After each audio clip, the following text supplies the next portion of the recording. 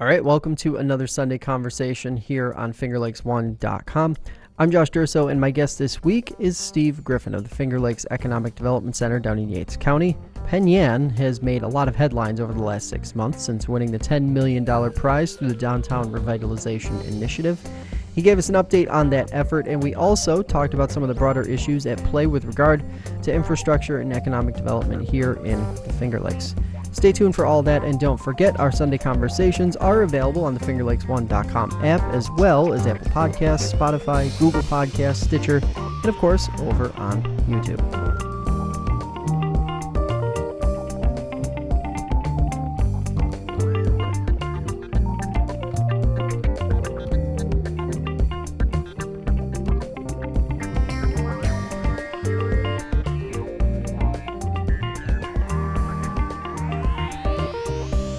Steve, thanks for coming up.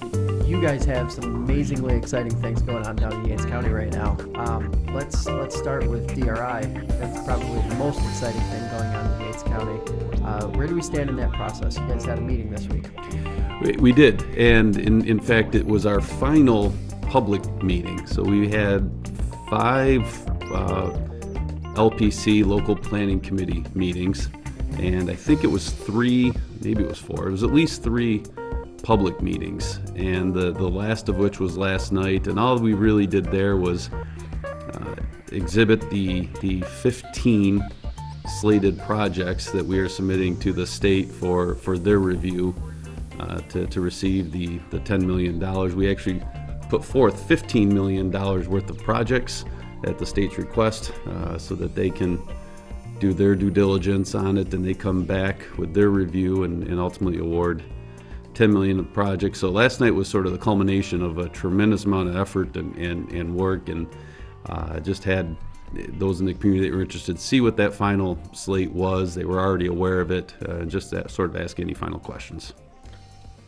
How rewarding is it for someone like you to see the level of community buy-in that's required, not only to get to the phase where you have a plan that's viable and the state considers you, but once you've won and the community has to come together to actually contribute to that process? I would tell you, Josh, I think it's what I'm most excited and proud of right now. I'm year 12, I believe now, at the helm of the Yates County IDA. We do business as a Finger Lakes Economic Development Center.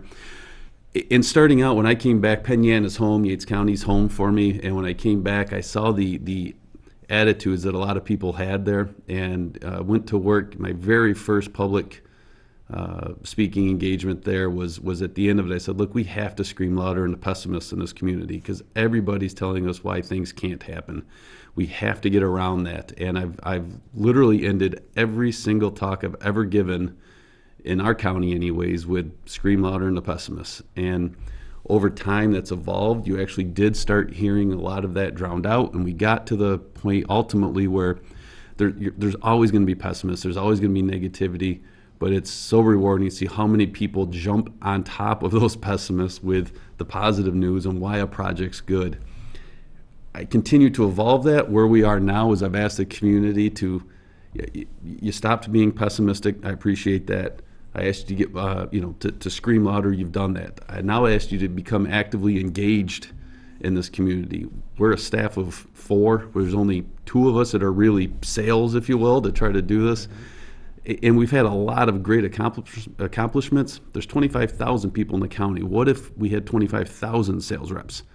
And so become actively engaged. Well, through this process, through the DRI, we had over 1,500 people come through to the different planning meetings, to the public engagements, fill out surveys, and they just said that number last night. So to me, that was that's phenomenal. 1,500 people coming out over the course of a very few short months to give their input, to give their ideas, to get behind certain projects, point out challenges with others. It was unbelievably rewarding. Now, excuse me. Now, as you're going through this process, especially toward the latter third, where you need that input from the community, are there ever any moments of, oh God, are we going to be able to get enough people out to these meetings or enough people to be fully engaged in this topic and really contribute what we need them to contribute? Or is it just you're crossing your fingers and just hoping for the best? No, having people show up was not the issue. In fact, we kept prepping our consultants in the state saying you're going to get a big turnout every single time here. And as they kept saying, we were breaking records at every one of these meetings of how many people show up based on their other DRI awards. By far the bigger challenge was still trying to drive a unified concept, I guess, if you will, of what we should do with the money, because we had, obviously, with that many people getting involved, they all come at it with their opinion on what they think is most impactful. So, there was people who wanted all $10 million to go towards the arts. There was people who wanted all $10 million to go to park development, all $10 million to go to dredging out the Keuka outlet, so boats can have easier access into downtown Penn Yan from Keuka Lake. The state won't allow any of that to happen. They won't give all $10 million to one project. So to try to work with the community, saying, we understand you think that's most important, we can't do all of that, and then also to prep them that $10 million is a lot of money for any one project. It's amazing how quickly $10 million goes. When you had, in our case, we had 42 projects apply for the funds, and need somewhere around $31 million in grant funding. So that was by far the more challenging aspect of it, is just trying to continue to drive the process forward with a vision that you believe is best for the community. So what are some of the projects that are either on the final list or getting close to the final list? So the final slate is set, and that's moving its way to the state, and it's there's, like I said, there's 15 different projects, and they range. The biggest, the largest request amount is going for the Sampson Theater renovation. One of the things we know we need in our community is we continue to have a tremendous amount of job growth. We've led the 9-county Finger Lakes region in total job growth, the manufacturing job growth. So job growth actually isn't our, it sounds so weird to say, our biggest goal. What we know we need is an increase in sort of cultural and recreational amenities within the community, and we desperately need more housing. So the Sampson hits that right on the nose. So they're asking for the most amount of money. If that gets open, we're hoping that really pushes. That's an anchor downtown, and helps with the restaurants and the merchants. We then have a couple of different restaurants that we're hoping to bring in some renovations of storefronts for that. A lot of upper floor apartment developments and a townhouse development. In fact, in total, we will add, actually I had these numbers somewhere here. We have 24 new apartment units being added and 18 townhomes. We think that'll add a little bit over 70 new year-round residents to downtown Penn Yan. And then the other biggest chunk of it will go towards Village of Penn Yan projects, including park development, including some outlet trail enhancements, and some streetscape improvements within 4 different streets downtown. What if you're going to put your finger on it? What do you think made Penn Yan stand out compared to the other finalists here in the Finger Lakes? Well, I think we had a good story to tell. We had a tremendous amount of plans already in place, so it was more about, we believe we can implement projects. We don't need the money to help us plan for additional projects. So we had waterfront development plans, we had downtown development plans, we had park plans, we had new zoning plans, there couldn't be more plans than I'm aware of. The village's comprehensive plan had just been updated. So we were ready from that aspect, and it was more about implementing, and I think we did a good job telling the story of, we have a lot of demand coming through the area just with visitors, tourists, and we don't have, we're billed as, the Finger Lakes in general, Keuka, Canandaigua, Seneca Lakes, is a very high-end, worldwide destination. And we don't have the amenities yet outside of the physical beauty that goes along with being that top-end destination. And so we need to add those other elements, and the DRI can help us do that, especially when you're dealing with 200-year-old buildings. that need a tremendous amount of money to get them in the shape they need. Mm-hmm. Now, obviously, Penn Yan probably plays a pretty big role in Yates County's overall development scheme or plan. Where does it fit? How does it fit? And what does the DRI do for Yates County as a whole? It's a great question. So Penn Yan is the county seat. More than 50% of all the employment within Yates County resides within the village. It's where our largest manufacturers are. It's where the county government is. It's where the hospital is. So it's where most of the retail shopping is. So it is the center or the economic hub of the county as a whole. So it needs to be vibrant. Its downtown needs to be vibrant in order to help draw additional residents to the area, in order to keep visitors here a little bit longer and spend a little bit more of their vacation funds while they're here. And we need that to be healthy for the rest of the county to also be healthy. Not too dissimilar than the argument that you need Rochester and Syracuse to be strong if all the other perimeter counties are also going to be strong. So obviously, before we came on here, we were talking a little bit about some of the challenges that you guys probably faced going through this process, leading into it. We've touched on it a little bit. There's a lot that folks in the community probably don't see, like 3 years of work, which you described leading up to this actual through this application process. Walk us through that and what some of the efforts were like behind the scenes that got you to where you were to be able to, for Penn Yan and Yates County to get this win. Well, I guess if you go back starting 3 years ago, we put in our original application. We had used some consultants to help us drive that first plan to get it in time, quite honestly, because it was the time crunch has been a challenge. We didn't make the short list, and that was frustrating because obviously we thought we had a good story to tell. Mm-hmm. So we went back and started asking. I was just asking questions of people. I don't care what community you voted for. That's not what I'm asking.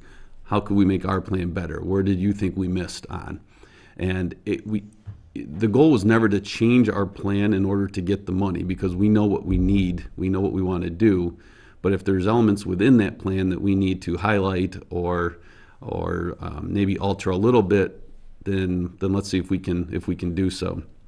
Second year, we came in basically second to Batavia, and again asked the same questions. And really, what we found was that we were pressing a little bit too much on the housing element, and so we tweaked that a little bit. We still need it, but now we added it within different strategies of our downtown development, and just continued to refine the plan. We didn't change a whole lot, quite honestly, from year 2 to year 3, and then so there was a tremendous amount of work up to that point, working with different developers and building owners and that sort of thing.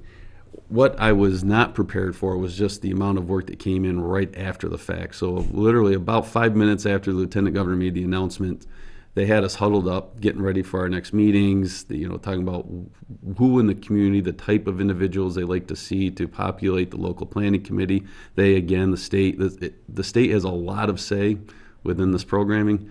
They had the final say in who made the local planning committee. We gave them some names and ideas, and then just to see how quickly. So it was 3 years to get there, and then we had about 60 days in which to come up with those first slate of projects. And the time crunch behind that to get into where we were just last night was a tremendous challenge. There was a lot of moving parts. There was a lot of frustration because there's so many moving parts, and information, getting the information out to everyone, to each of the project applicants, getting it back to the LPC members, out to the community, out to the public was a significant challenge. And again, it was a lift that was heavier than I anticipated.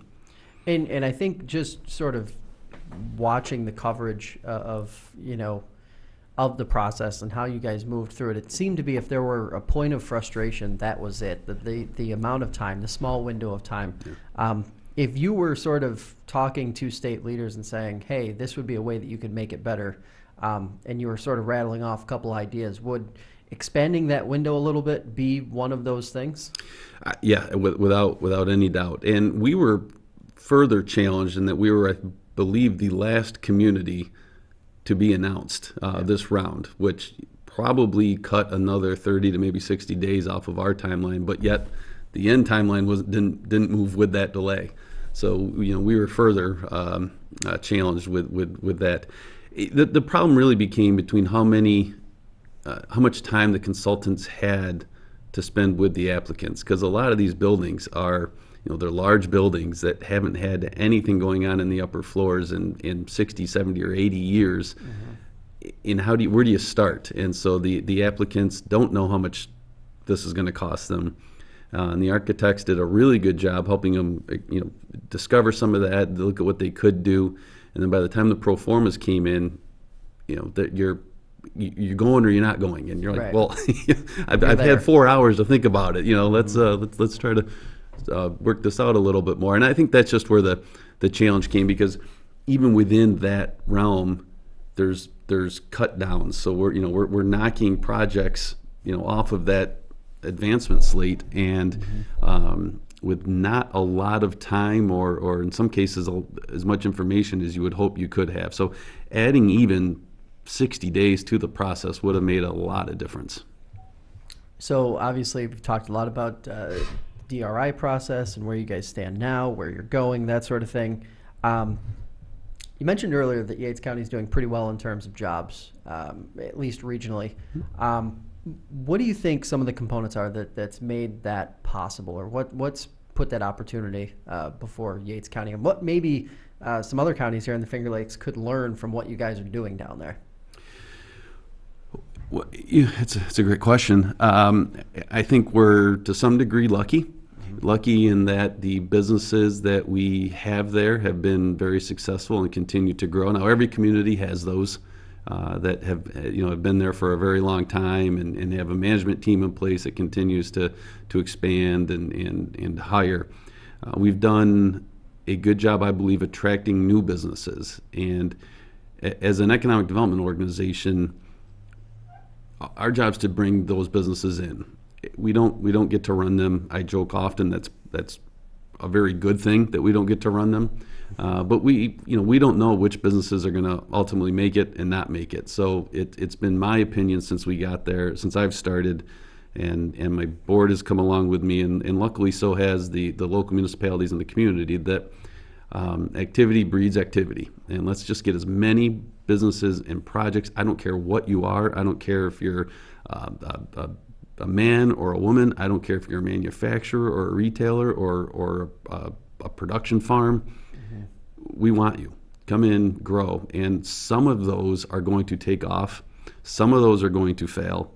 But the more of those we have, and if we have the right infrastructure in place for them to improve our chances of more of them making it, then the better off we'll be. And I'm getting ready for my annual meeting, which is Friday, and we track that. We track how many total projects we've done versus total job growth versus wage growth, and they're on pace now to where both capital investment, total employment, and wages are growing at a faster rate anyways than our trend line going up of how many projects we do in a year. So Department of Labor says since 2002, more than 1,000 new jobs have been added within Yates County, which, again, we're a pretty small county. So that's when you have a workforce of roughly 11,000, that's pretty good job growth for us. So it's I think that's what we good management teams, which are figuring out how to grow, and we're diversifying our risk and hopefully improving our odds that a bunch more take off. So to that end, quality of workforce is always one of those hot button issues. You hear a lot of folks here in the Finger Lakes and upstate New York and some of the rural communities more broadly say that the region would be better off if there were a stronger workforce. Sounds like what you guys are saying down in Yates County is we've got the workforce, we've got the businesses who want to do business, and we're just working with them the best we can. Do you hear that complaint about workforce development and how strong or weak it is when you sort of talk to some of your counterparts in other counties throughout the region? It's the number one topic discussed, not just in the region, not just in the state, but now nationwide. It used to be when corporate realtors or site selectors were looking for a client, it was location, location, location. How close are you to a throughway? How close, what's your infrastructure cost? Now they look for your available labor, what's your replenishment rate, and if you don't meet their initial numbers, they don't care where you are located. So it is the number one challenge nationwide. It's, by the way, one of the other reasons we are so focused on sort of the other amenity development, downtown development, cultural and recreational development, housing developments. Our housing situation is challenged enough where, as part of the analysis done through the DRI, they're forecasting we need another 1,200 housing units, and that's with, I think, 2% growth, and I think we'll do more than that. But we have to add those amenities because while we're a beautiful place to live, we need to add some of those other amenities the other communities around the country have, which is, again, park enhancements and more cultural and recreational activities, and especially for youth and family friendly. I joke often that we are a tremendous county for alcohol. We have more, the oldest standing building in Penn Yan's a tavern. Yeah. We have over 100 wineries, breweries, distilleries in and around Yates County. So we know how to produce alcohol. We need to figure out how to produce more family-friendly activities as well. So it's a really long answer for you, Josh. Labor is the number one challenge. While we stay very low on unemployment rates, have always been really low, all of our neighboring counties are now also very low. And so that, now our location being a rural community surrounded by rural communities is making that a little bit more exasperated. We think we have some solutions in place. We're seeing a very large uptick in remote workers and telecommuters. So that's where our quality of life really can come into play. It doesn't matter now that we're not that close to the throughway. We have the quality of life elements that the remote workers are looking for, and we're seeing it's amazing how, maybe I'm just more aware of it, but a really large upswing in how many telecommuters we have. And to that end, it's really interesting because I hear a lot of talk and a lot of numbers being thrown out there around young people and then moving towards urban centers, moving towards the Rochesters, the Syracuse, the Buffaloes. How does a Penn Yan or a Yates County continue to try to keep that part of it at bay while still focusing on building those amenities that you're talking about that might draw some of them back, or maybe even keep some of them from considering a move to a suburb of Rochester or Syracuse as opposed to staying put? I believe that I've always had this belief that you're going to struggle. You're going to have a hard time keeping your young professionals in here, your recent graduates, college graduates, high school graduates. You could have every job available known to humankind in your community, and a certain percentage of your young professionals are going to leave to go out and experience what life's like somewhere else. You could have no jobs available, and you're going to have a certain amount of those same individuals that want to stay, and they're going to figure out a way to make life work where they're from. So we're less focused on trying to lose people. What we're more focused on is making sure everyone is aware of the opportunities that exist currently within the community, that those who want to work here, those who either want to stay or move to the area, know what's available, know the resources we have to help them find those jobs, to help find housing, to help maneuver around and meet the school systems, that those are in place to really capture as many as we can that do choose to live in the area. So I want to get back to housing. That's a challenge, it seems like, for every single community, rural or urban. Affordable housing in general, the housing stock, when a house goes up on the market, it seems like it's there for about 2 or 3 days and poof, gone.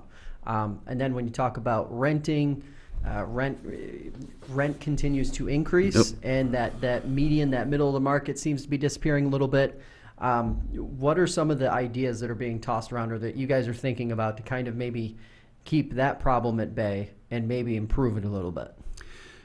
Well, it's a significant problem for us. It's one of the things we hear from our employers over and over and over again is the challenge they have in their employees coming to them saying that they can't find housing. It's at times can lead to increased turnover rates for them as they're commuting longer distances, and a lot of people are looking for help, so they're passing by help wanted signs in their commute to the area. So you can only keep them so long doing that. We think, again, back to the DRI, we have some, I don't know that they're unique challenges, but agriculture continues to grow in the county. So available farmland in some communities that might get used and purchased by housing developers to develop housing tracts simply isn't available in Yates County. It's being actively farmed, and those farms are continuing to increase. So it's putting even further pressure on existing housing infrastructure and availability.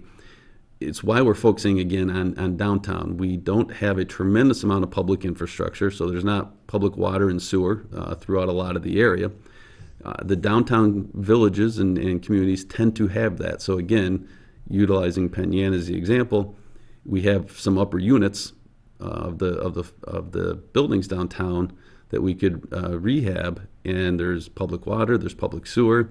We're not displacing anybody, so we can just add units easier than trying to find a tract of land, buy it out from an existing farmer, and try to put housing on it. So that's one of the ways we're doing it. We are incentivizing some housing developments. We have some going in now. Luckily, we have that we're hoping take some of that pressure off, adding some new elements and housing styles that we haven't had in the community. So it's not a 150-year-old Victorian house. So it's or a farmhouse. So there's some townhomes, there's some apartment units. So they're adding some selection and diversity to the area.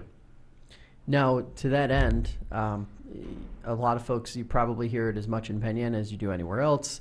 We need to balance the preservation of historic aspects of our community while still moving forward. How do you sort of, in your position, how do you sort of balance or that juxtaposition where some people probably want to see anything and everything that moves forward and is modern, and some folks in the community who probably also want to see a lot of what Penn Yan might have been 50 or more years ago preserved? Well, in fact, there was one project that I thought was a fantastic project as part of the DRI that didn't make it through to the final slate for that exact concern. It was a large project. They were going to need a pretty big chunk of the DRI funds in order to go forward. And the community was pretty loud coming back saying, while they weren't against the project, they were against downtown funds going towards a new housing development project when we have these old historic row buildings downtown that are in need of help. And so let's utilize the money to renovate those and keep them historic and keep the historic look and nature and feel of Penn Yan instead of using it for a brand new development. So we did see it in there, and that's basically how we appeased it. Okay, well, for this money, we listen to the community. We'll do some of these other projects. We'll put them forward, and then I'll go back and work with those developers to try to figure out other ways to make them happy. So you try to do what you can to keep the community, to meet the greater needs of the community. But there are times where, listen, the greater good is getting this project to go forward. Luckily, we haven't had any real instances of a historic structure coming down for something new to go up. So we haven't been faced with the ultimate decision yet. In cases where there are some of those issues, it's been handled pretty well. So let's talk a little bit about the infrastructure. You touched on it, how it's an opportunity for housing downtown because the infrastructure is already there. Some of the infrastructure that's pretty crucial in 2019. Let's talk about the state of infrastructure in Yates County in terms of water, sewer, that type of thing. But then I also want to touch on broadband access, because that's obviously something that's been pushed pretty hard and necessarily pushed, but it's still a challenge in a lot of rural communities. So first, where does Yates County sort of stand in the broad scheme of infrastructure? Good, in the middle, needs some work, or somewhere in between?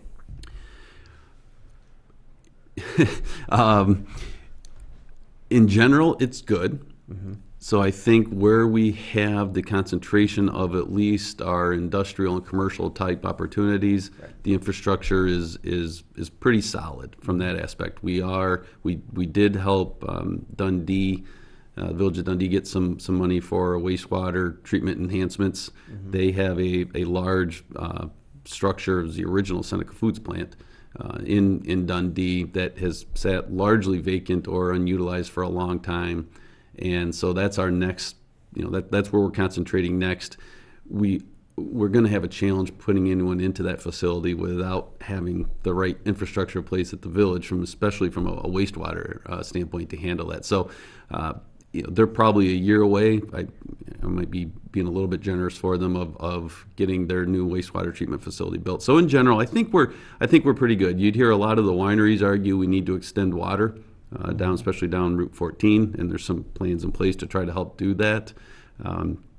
We're looking at trying to do some irrigation help for a lot of the farms that we think might be, possibly contributing to some of the algae blooms you're seeing in the lakes. So how can we help the farmers out that, they're challenged with the same thing all the rest of us are challenged with, long droughts, long spans of no rain followed by 2 to 3 inches at once. And so I think from a general infrastructure standpoint, everybody always wants more, but I think for what we have from an economic development standpoint, it's good and continuing to get better.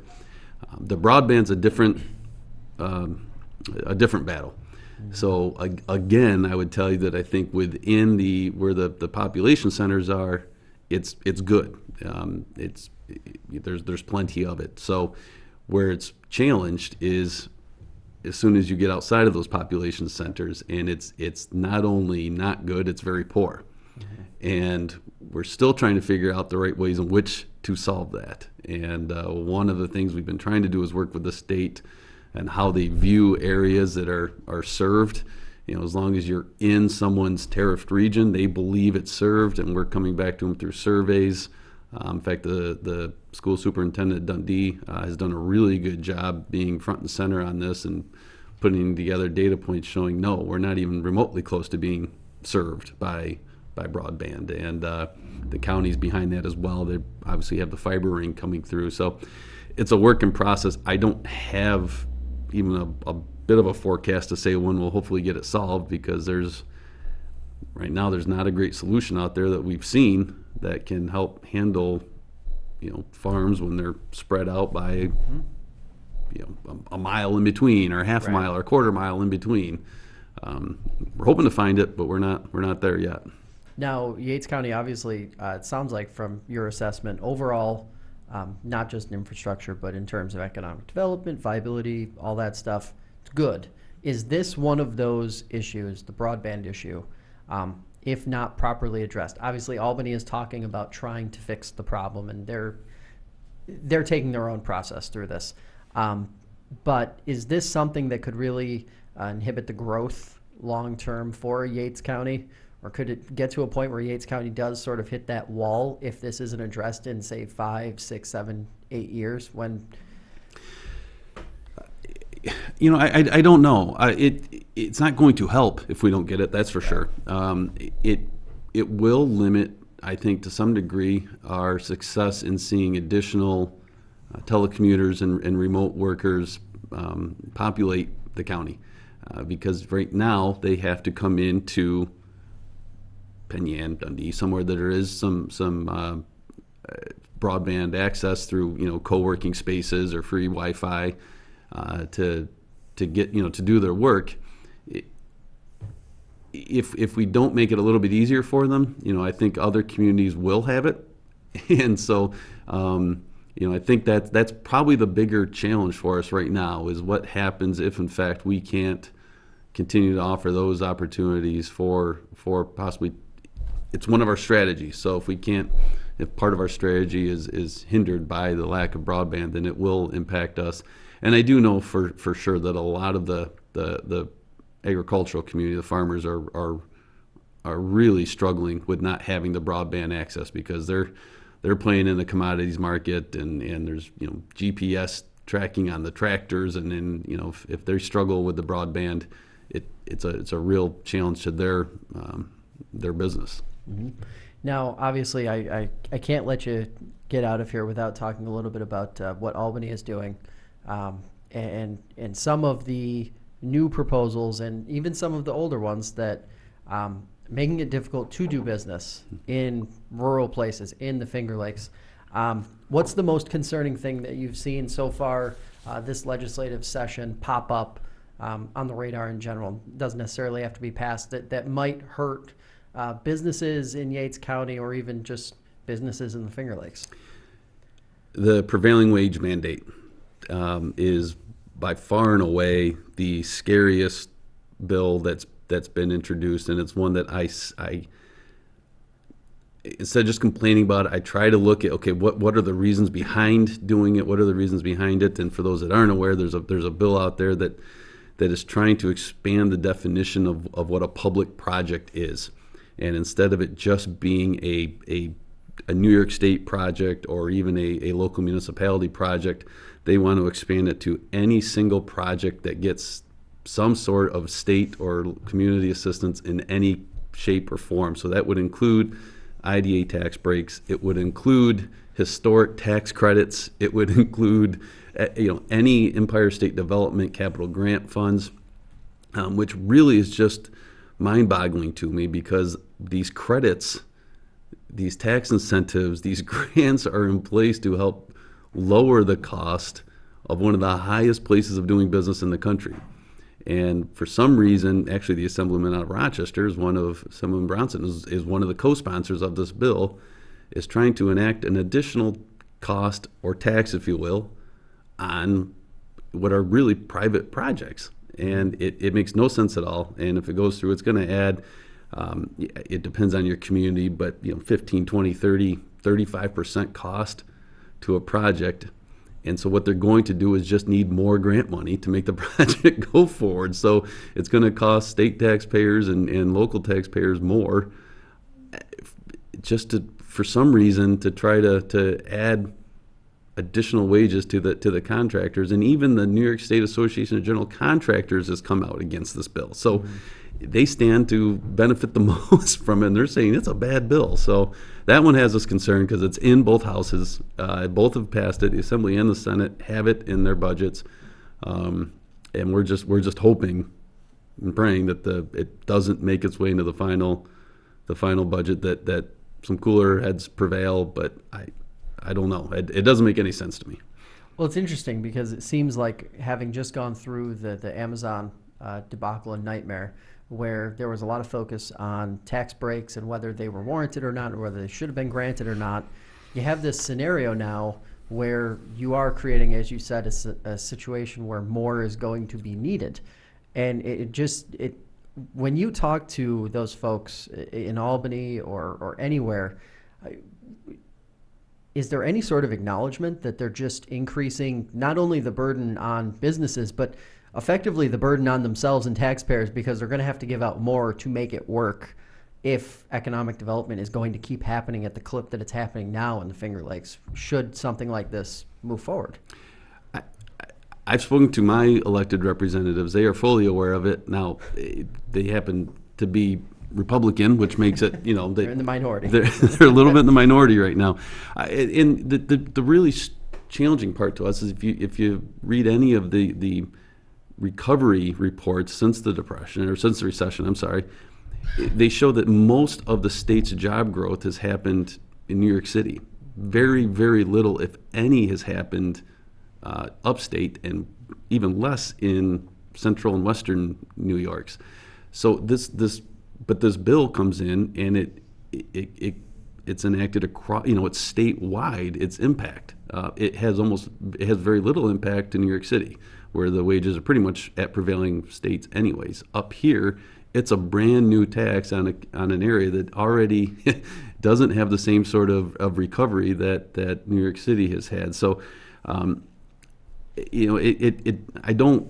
I don't know that they all see it. The local elected representatives see it, at least the ones I'm aware of. We try to do a good job explaining to the public what our pilots do. We have 25 active pilots right now.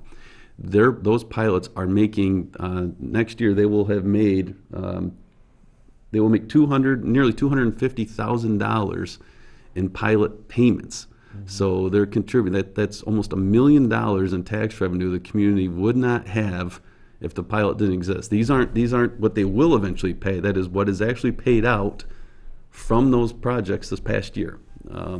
We've created 330 new jobs with those. So it doesn't make sense that you would try to penalize those companies when they're producing what they said they were going to do.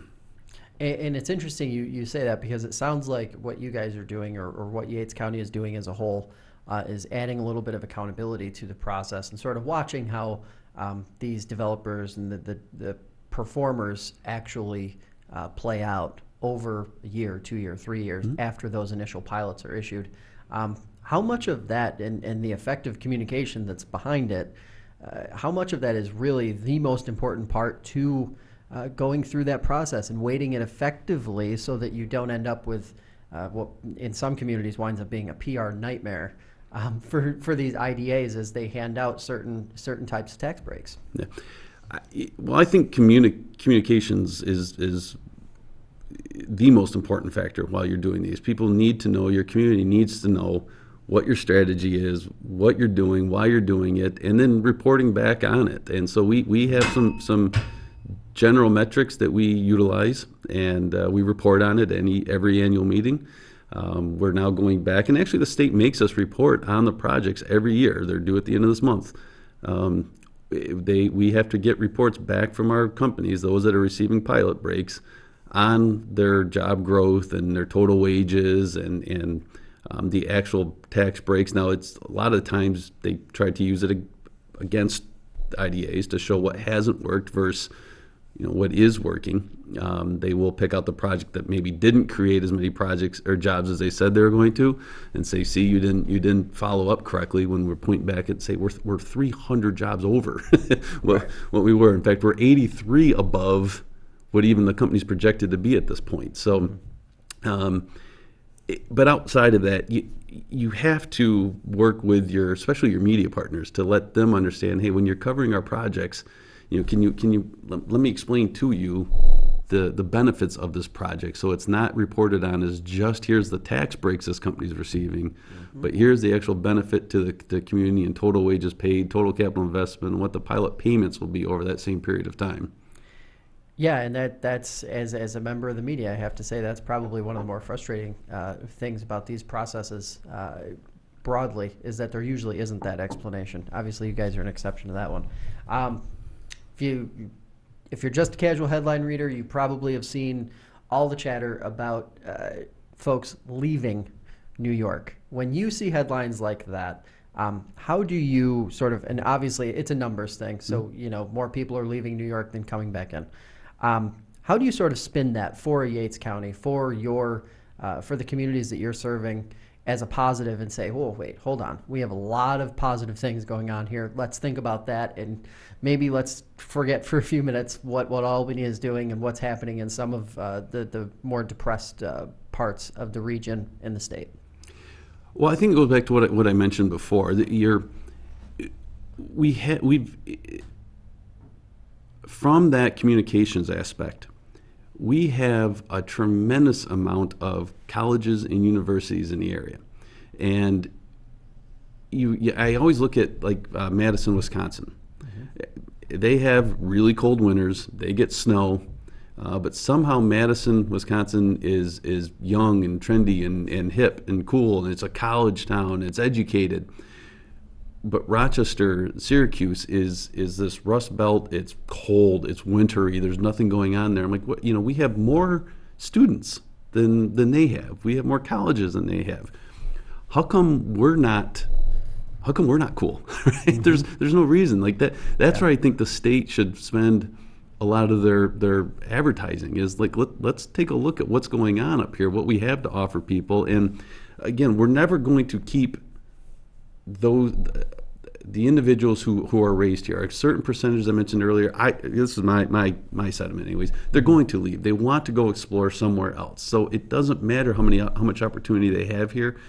A certain percentage of them are going to leave, and a certain percentage of them are always going to come back. What we aren't right now is that place where people from other parts of the country are going to get their new adventure.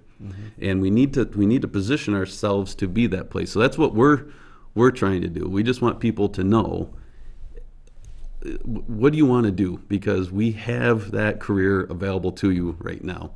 If you want a place where you can go, where you have 5 trillion gallons of fresh, clean water, where you can boat and swim and wake surf and snow ski, downhill ski in the winter, and hike unbelievable trails and bike wherever you want to go, and have that the good balance of life between your career and your personal time.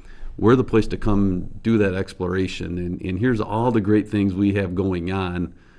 So at least put us in your decision metric. Or give us a chance. Let us show you how much fun you can have, what life can be like if you move here, or consequently, if you want to stay here.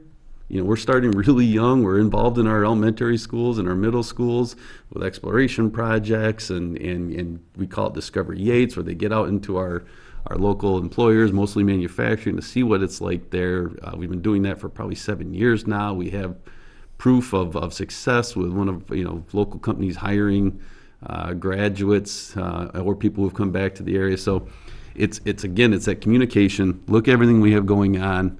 We have an opportunity for you to build your career right here. And that right there is a great spot to leave it. Steve, thanks for coming in. Thanks for taking the time to talk with us. Thank you so much for having me. Love telling the tale.